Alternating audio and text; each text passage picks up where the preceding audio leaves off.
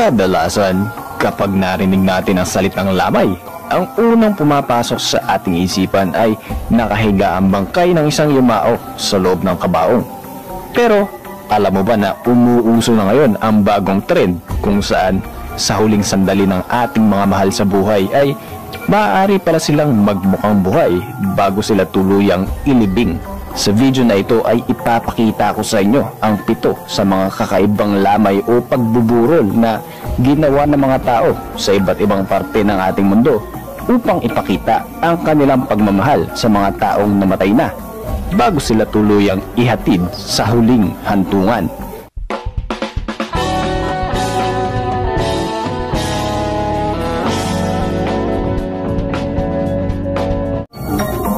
Ayon sa lyrics ng isang kanta, malayo-layo na nga ang ating narating. Maraming pagbabago na ang naganap sa ating mundo, maging ang paraan ng paglilibing at paglalamay sa mga namatay ay mayroon na din palang upgrade.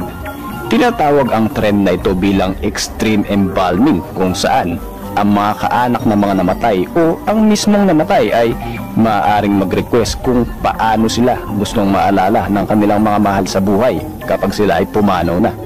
Sa paraang ito, ang katawan ng isang namatay ay ipinipreserve gamit ang isang kemikal upang tumibay at hindi mabago ang kanilang pwesto. Pagkatapos ito ay bibihisan ng bangkay depende sa trip nilang bihis. Narito na ang number 1 sa ating listahan. Chill lang. Siya si Miriam Marie Berkman, isang party lover mula sa New Orleans sa United States na pumanaw sa edad na 53. Sa kanyang lamay, imbis na sa kabaong siya humiga ay tila naging eksena ito kung saan siya ay sumisimsim ng mamahaling alak habang nagpapahinga pagkagaling sa kanyang trabaho. Kapag ganito siguro, ang makikita mo ay tiyak na magbibigay pa ito ng good vibes sa iyo kesa sa mga nakakatakot na kwentong naririnig natin sa mga normal na lamay.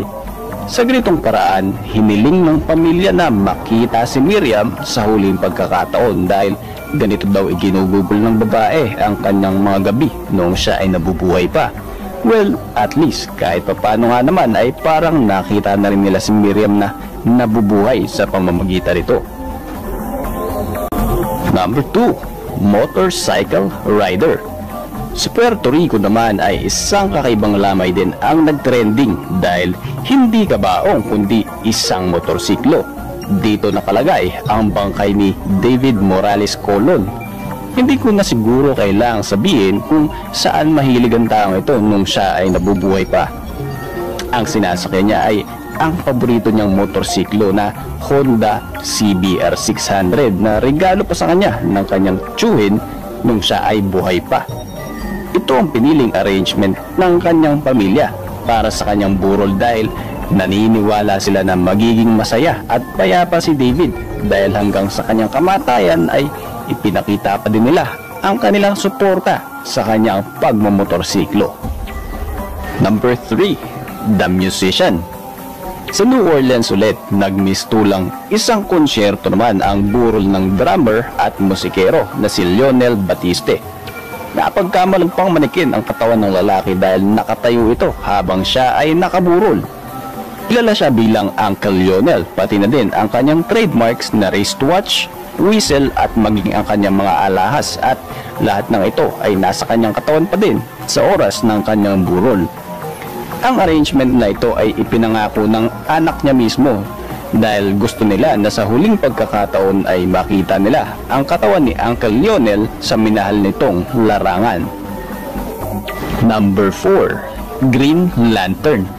Well, obviously, super fan ng DC superhero na si Green Lantern ang taong ito dahil maging sa kanyang lamay, ito ang napili ng kanyang mga mahal sa buhay bilang arrangement. Mahilig nang magbasa ng comics si Renato Garcia.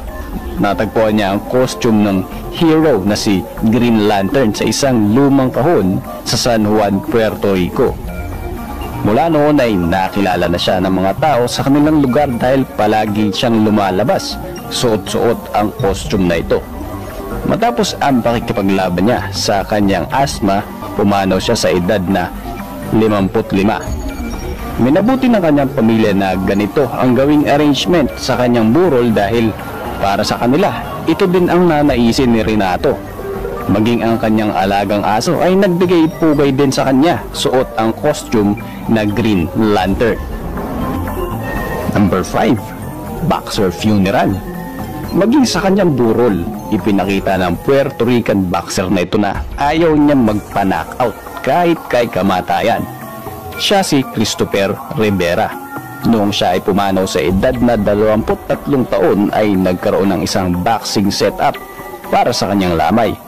Malungkot man ang sinapit niya dahil sa biglaang pagpanaw, pinilit naman ang kanyang pamilya na gawing masaya pa din ang kanyang burol upang sa ganoon ay tumatak ang masayang alaala ni Rivera.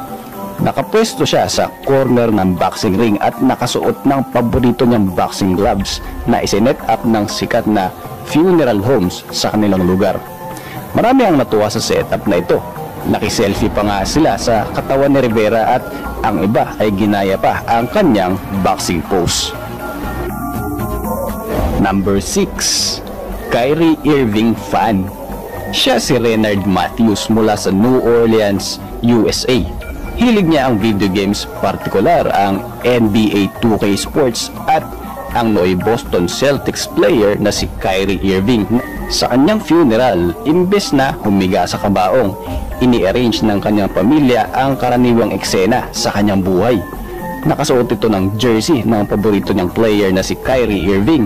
May junk food sa kanyang katabi habang nakaupo at akala may naglalaro ng isang video game. Sa screen ay naka-autoplay pa ang laro ng Boston Celtics kontra Golden State Warriors. Si Renard ay biktima ng walang habas na pamamaril sa Amerika na madalas na din nating naririnig sa balitang pandaigdigan. Number 7. Kabaong na BMW. Sa bansang Nigeria naman, isang lalaki ang nakasakay sa isang BMW imbes na sa normal na kabaong. Pinili itong gawin ng anak ng namatay na nakilala sa pangalang Azibuike bilang pag-alala at paggalang para sa kanyang ama. Lagi umanong ipinapangako ng lalaking ito sa kanyang ama na reregaluhan ito ng isang luxury car na BMW nung ito ay nabubuhay pa. Ang luxury BMW car na ito ay nagkakahalaga lang naman ng mahigit sa 4.2 million pesos na kasamang inilibing ng kanyang ama. Nagtrending ang isang larawan kung saan makikita ang sasakyan na ibinababa sa hukay and of course, samot-saring reaksyon ang natanggap ng viral na larawan na ito mula sa mga netizens. Gayunpaman, ito ay pangako ng isang anak sa kanyang ama kaya siguradong ang lalaking ito ay masaya dahil natupad niya ang kanyang pangako sa namayapang magulang. Iba-iba man ang paraan natin kung paano natin gustong iburol ang ating mga mahal sa buhay upang maipakita natin kung gaano natin sila kamahal. Patunay lang ito na kahit pa sila ay yumao na, hindi maaalis nito ang paggalang at pagpapahalaga natin para sa kanila. Ano ang reaksyon mo sa ating video? Huwag mong kalimutang mag-iwan ng komento sa ibaba. Hanggang sa susunod nating mga video mga chong at maraming salamat sa pag-tune in.